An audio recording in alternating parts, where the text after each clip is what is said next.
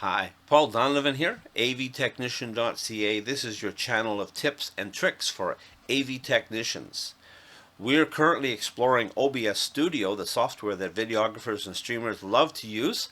And this is also video part 8, where we're now going to talk about the recording part of OBS.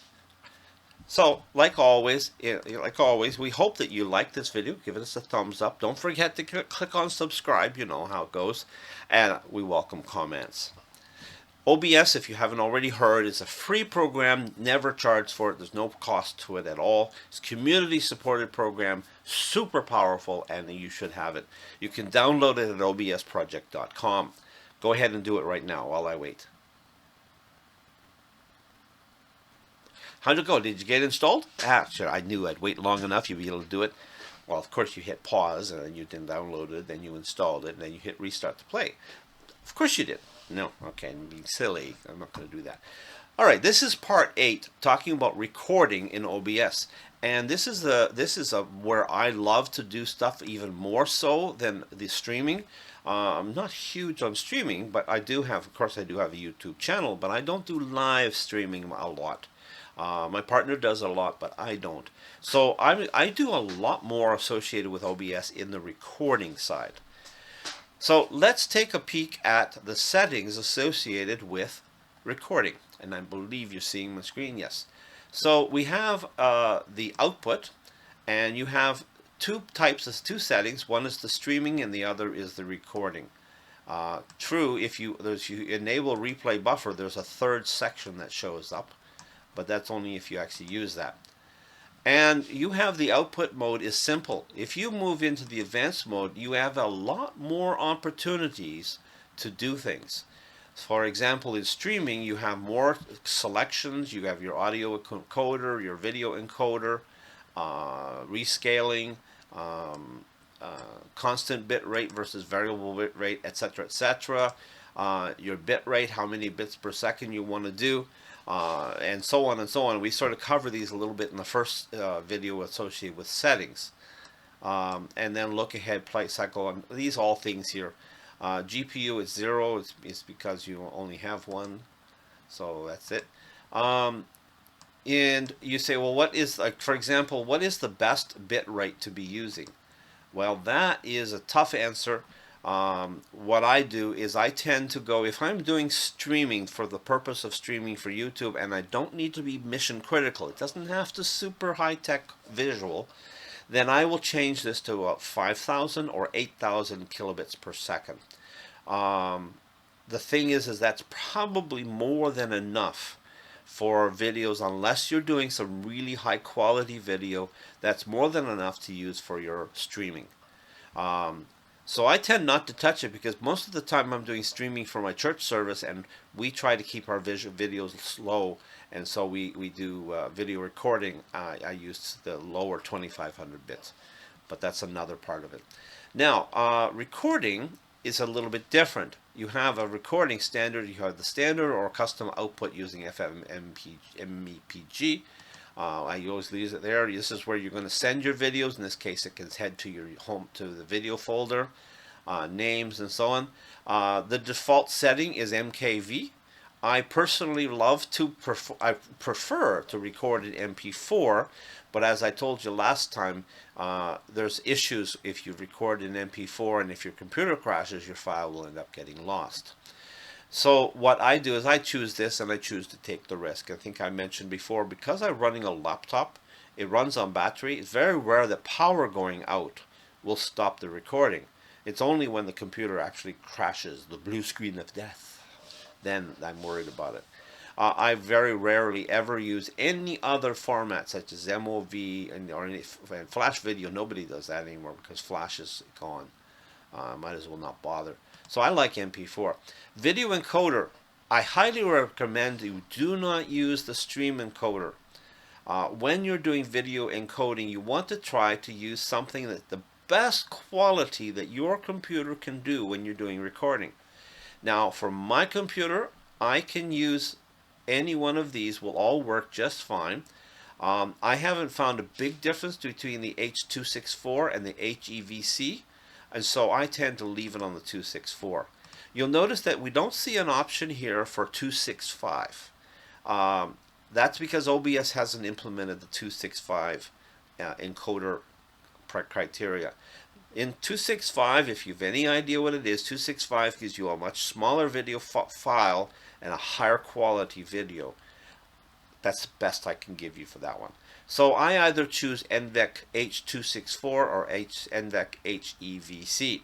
Now do caution that NVEC can be a problem if for some reason you have a video card hardware that doesn't handle it. And if that happens, then you're going to go down here to the X264. That is all software based, and it's done by the software, not by your graphics card. More intensive on your CPU and your GPU for things happening. But if your hardware can handle it, in my case, I have an NVIDIA GeForce video card in my laptops, and I find this first one worked perfectly. You can have audio recorder, best to leave it alone unless you have any reason to have some unusual audio situation, stick to what's there. Audio track, as I said, you can have up to 6 audio tracks available. I usually always have one, which is the one I always use, and then I like to put on channel 2, because what this one does, and unbeknownst to me, is channel 1 is my USB input, and channel 2 is the built-in microphone in my laptop. And so I can, if I'm ever doing a demo and I say, here's what it sounds like with my laptop audio, I can turn that on and off in my post-production work. All right, automatic file splitting. This is only if you're going really large files and you want to choose when they split. And you scroll down a little bit more, encoder settings. This is, what's this now? Where am I now? I'm in recordings, right? Alright, so encoder settings, this is for your NVIDIA settings. Your bit rate, this you want to set it up something higher. If you're doing video recording, I'm not talking streaming, I'm talking video recording, you want to bring this up a lot. In fact, I have actually done a few times at 15,000 kilobits per second in my recording, because I want to be sure that I have the best possible quality of recording that I can get. You wouldn't stream at 15,000, your whole internet and everything would have a choke, you'd have a key, all sorts of weird stuff. Keyframes, the default is 0 equals auto. What happens is it automatically creates a keyframe. Presets, slow, good quality, then faster, high quality, the better quality, and so on and so on. Tuning, high quality is what I always go to. Multipass mode. If your computer can handle it, leave 2-pass on. If your computer can't, then just stick it to single pass. I leave mine on the default because I just do. Profile is high, main, baselines, and so on. And then if you happen to have more than one GPU in your system, you can tell it how many GPUs, which GPU to get involved. Okay? So this is all the advanced settings, which we never saw when we're in the simple mode. When we're in simple mode, we didn't see all these settings. We just had the video encoder, and we used this that determined our quality.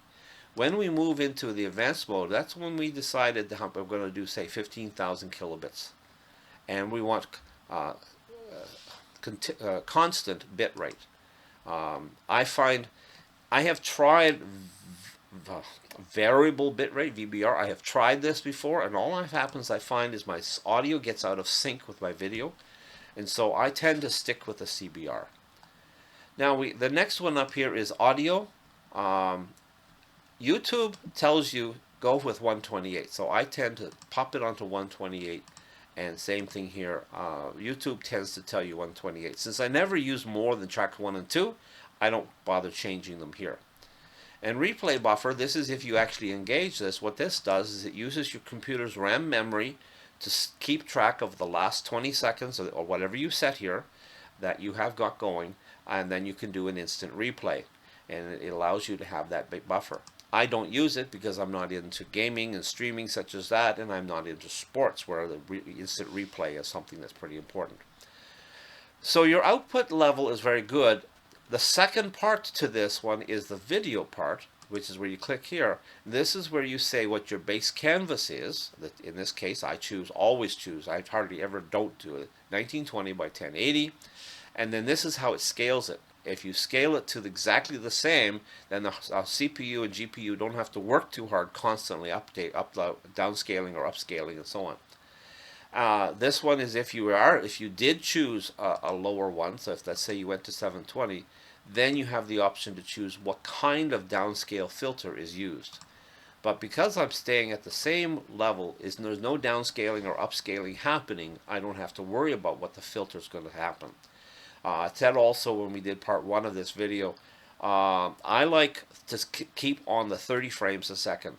I don't know if it's true, but I'm told that what happens with YouTube is they send out your video at 15 frames a second. And so if you give them a video at 30, they only have to go chop, chop, chop, chop, chop, chop, and send out half the frames. Whereas if you choose the 29.97, what happens is you're not giving them 30 exact frames a second, and so when they do the chop, chop, chop, chop, you're going to find that every once in a while a frame goes a little bit, and so I tend, because most of the time videos I produce are headed on to YouTube and places like that, I stick at 30, and it saves everybody some time and keeps my videos without that little every, I don't know, 10 seconds, 5 seconds. You do have a lot of options. You have the 24, that's the frame rate that is used in film. 25 is the same as 24 if you're in the PAL world. Ditto on the 50 and the 59.4, that's the PAL world where they tend to go that way. And then if you're doing high quality video, you can go 60 and YouTube will still chop it, but now they're going to send out every 4th frame item, and so on. So I tend to leave it right there. Hit apply. Now what has happened, you have configured all of the outputs necessary for doing recording. And you end up with this result, is the recording, wherever my finger goes, your recording, right at you. The recording is a much better quality if you can do the advanced settings and you play around until you get the kind of results that you like. I tend to be lazy and I just go default, but I find it works for me. Here, that was easy. I'll go back over here, switch transition. So there you see, we have another video down. So I will make another one in a moment because I want to tell you about how to use OBS in the production world when you're actually working with OBS in the events. But for today, I'm going to stop here. This is, if you like the video, by the way, give me a thumbs up, okay? Don't forget to subscribe and leave me comments. It's amazing. Anyway, I'm Paul Donovan and avtechnician.ca.